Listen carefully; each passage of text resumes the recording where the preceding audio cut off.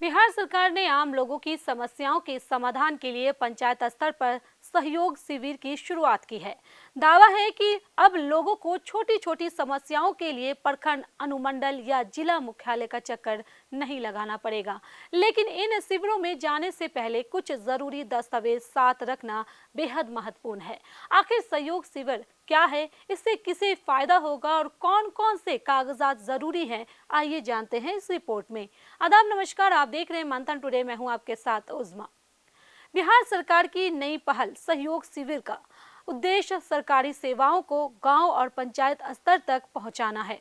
इन शिविरों में राजस्व, सामाजिक सुरक्षा, शिक्षा, स्वास्थ्य, कृषि, बिजली, पेयजल, राशन कार्ड, पेंशन और विभिन्न सरकारी योजनाओं से जुड़ी समस्याओं के आवेदन के लिए जा रहे हैं।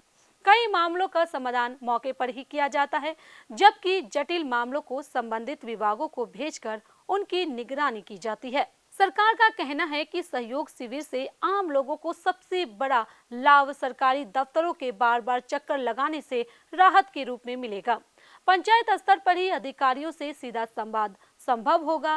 राशन कार्ड, पेंशन, आय, जाति, निवास प्रमाण पत्र, आवास योजना और अन्य सरकारी योजनाओं से जुड़ी समस्याओं के समाधान की प्रक्रिया भी आसान होगी।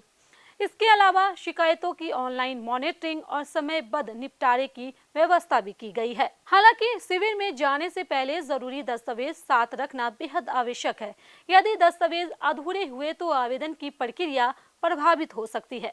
सरकार और प्रशासन की ओर से लोगों को सलाह दी गई है कि वे Aadhaar card, ration card, voter ID card, passport size photo, bank passbook की फोटोकॉपी, आधार से लिंक मोबाइल नंबर, जाति प्रमाण पत्र, आय प्रमाण पत्र, निवासी प्रमाण पत्र और जमीन संबंधित मामलों के लिए खाता, खसरा, रसीद या दाखिल खारिज से जुड़े कागजात साथ लेकर जाएं।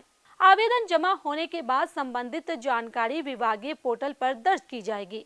इसके बाद मामले को संबंधित विभाग के पास भेजा जाएगा और तय समय सीमा में निपटारे का प्रयास किया जाएगा।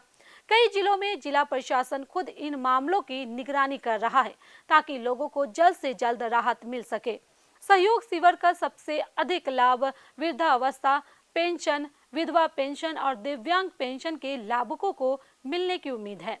इसके अलावा राशन कार्ड बनवाने या उसमें सुधार कराने वाले लोग, भूमि रिकॉर्ड और जमीन विवाद से जुड़े किसान, सरकारी योजनाओं से वंचित परिवार, छात्र, बेरोजगार युवा और महिला स्वयं सहायता समूह भी इसका फायदा उठा सकेंगे। तो कुल मिलाकर बिहार सरकार की सहयोग शिविर योजना ग्रामीण क्षेत्रों में सरकारी सेवाओं को लोगों के दरवाजे तक पहुंचाने की एक महत्वपूर्ण पहल मानी जा रही है। अब देखना होगा कि इन शिविरों में प्राप्त शिकायतों और आवेदनों का निपटारा कितनी तेजी और प्रभावी तरीके से हो पाता है।